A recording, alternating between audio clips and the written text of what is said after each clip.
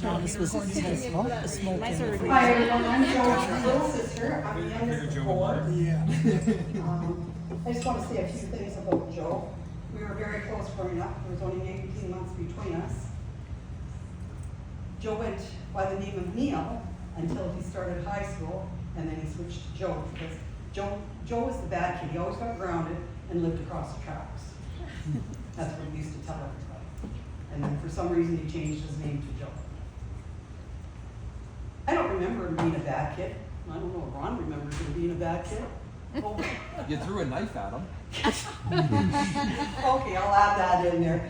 Joe and I were fighting one day, and he was chasing me with the crowbar, and I was running through the kitchen, so I grabbed a butcher knife and threw it at his head. And he stuck in the door, and he went flying out the door. Oh, I'm out of here, he says. No. Joe was always my protector, gave me anything I wanted in his power, but I can't see where I go. Put your glasses on. They're in my purse. On your head. No, those are my sunglasses. He was like that with everyone.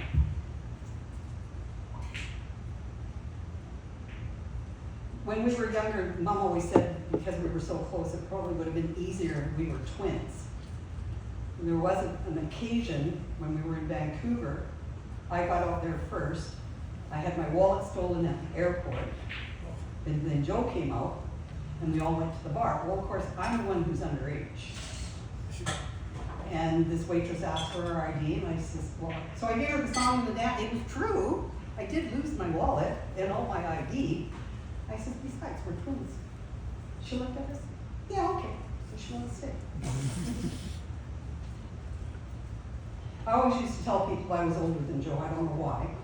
It used to drive me crazy. That's probably why. When we were growing up, we always went out to Regina Beach in the summertime. Joe used to go to Papa Jordy's. I don't know if anybody knows where Papa Jordy was out at the beach. And they would deliver ice and milk. The farm dog had some puppies, and somehow Joe talked my mom into getting this dog. She named it Nooner. Whole other story. This puppy became Joe's best friend and companion. They went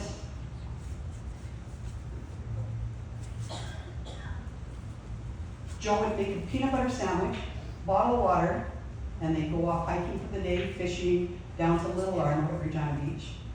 And when he had ice cream, he would take a lick, Nooner would take a lick. He would take a lick, Nooner would take a lick. He'd take a bite of the cone, Nooner would take a bite of the cone. Never took it all, but so that was his buddy. We all know Joe loved his pot. I came home one day and Mom was fuming. She asked me how you smoke pot, so I proceeded to tell her all the methods of doing it. Next thing I know, she grabs this thing off of the counter. She fell out of Joe's pocket. She goes storming upstairs. You can go to jail for this. I don't know if she gave it back to him, but she didn't put it in bleach, Budgie. Budgie's mom put hers in bleach. Joe had the biggest heart, would do anything for a friend or a stranger. It was within his power. I could go on stories about the shenanigans growing up, but I will leave it at now. Rest in peace, Joe, until we meet again.